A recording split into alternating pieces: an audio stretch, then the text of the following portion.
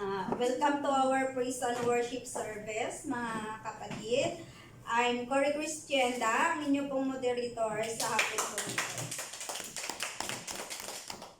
Sabi nga po sa ating gospel, sa hapon pong ito, sa araw po na ito, the solemnity of the Most Holy Trinity, na ito po ay ating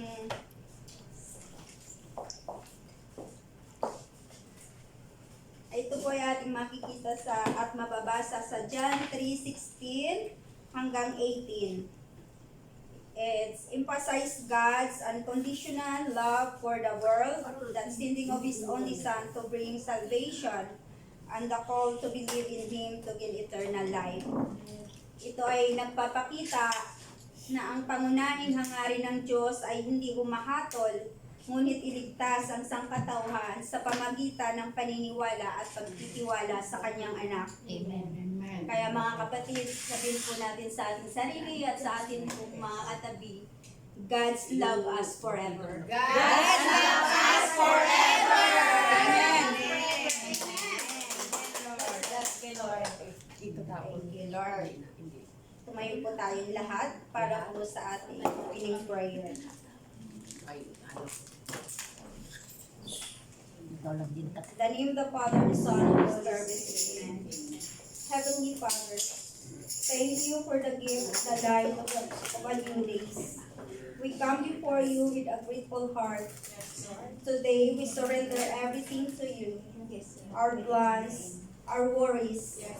Guide us and fill us with your peace and strength. We invite your Holy Spirit to fill this sanctuary. Quiet our hearts. Remove our worldly distractions and fix our minds entirely on you.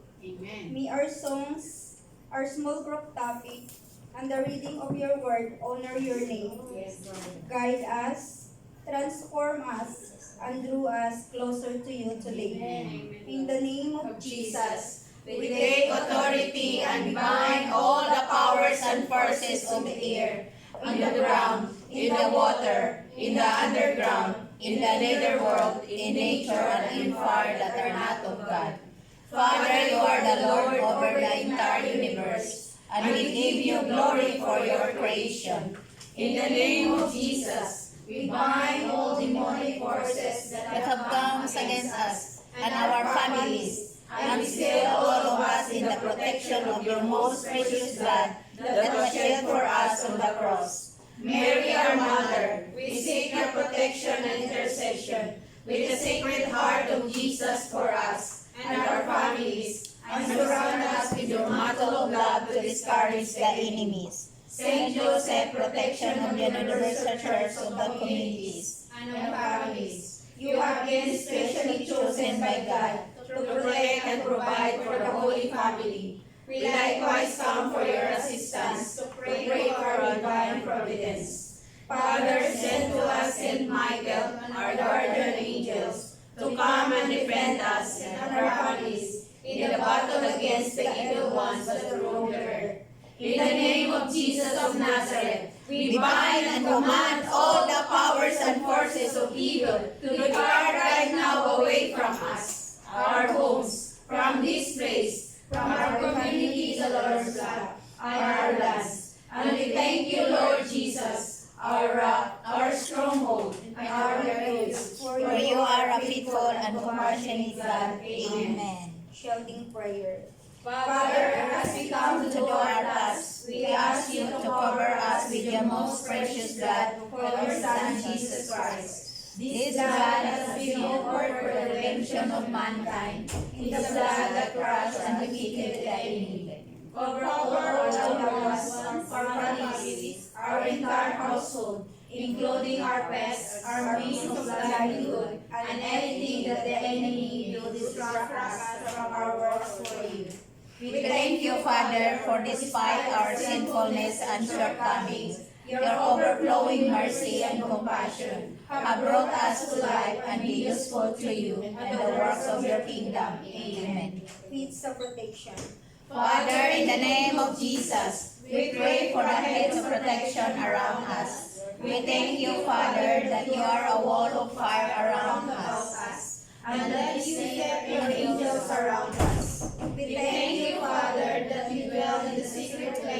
the Most High, and abide under the shadow of the Almighty. We say of you, Lord, you are our refuge and our fortress. In you we will trust. You cover us with your feathers, and under your wings we shall take refuge. We shall not be afraid of the terror of the night, nor the very dart that flies by day. Only with your eyes will behold and see the punishment of the wicked.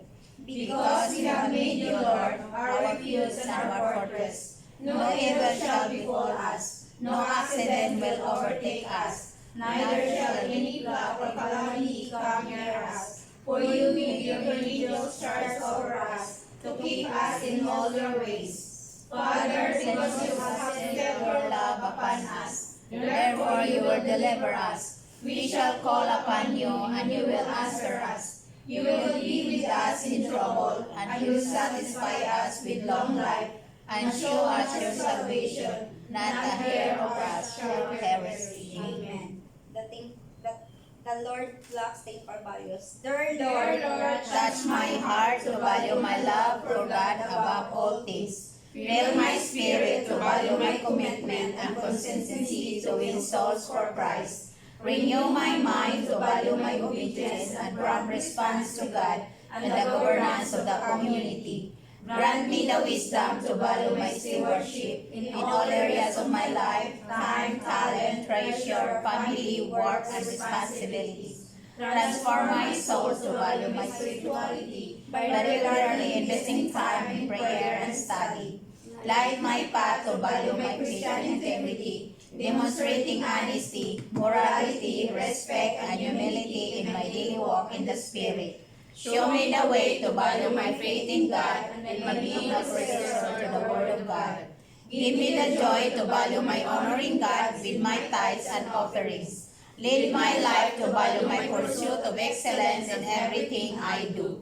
Mold my body to value my membership within the body of Christ in the Lord's love, and my response to exercise God's giving gift for the edification of the body. Amen. Amen.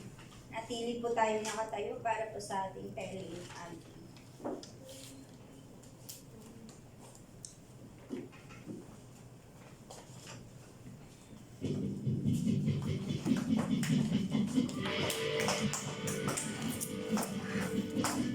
We are His blood.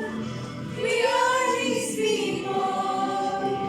We are His blood. We are His people.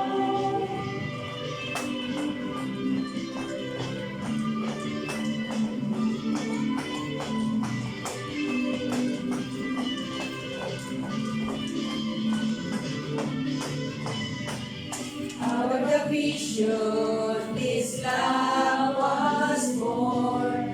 By the restless for the lost, and His mercy at rest. People of faith, we have become by the power of your hands, bringing your words to distant lands.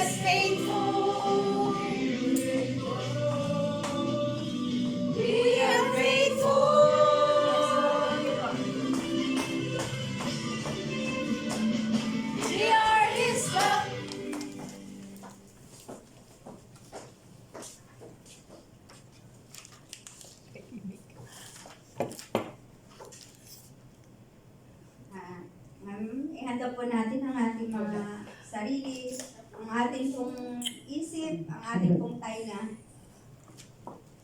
Para po sa ating praise and worship. Let's welcome our praise and worship leader, Sister Yolita Gaye.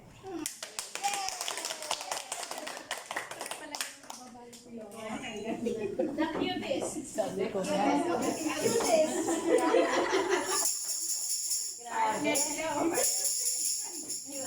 Kaya pala ayaw umangat noon kanina. Ayaw ko na. Kaya pala. Good. Alam na pala.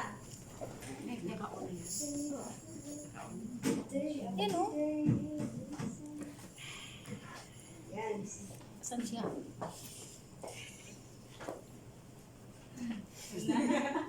Hingang malalim. Magandang hapon po sa ating lahat.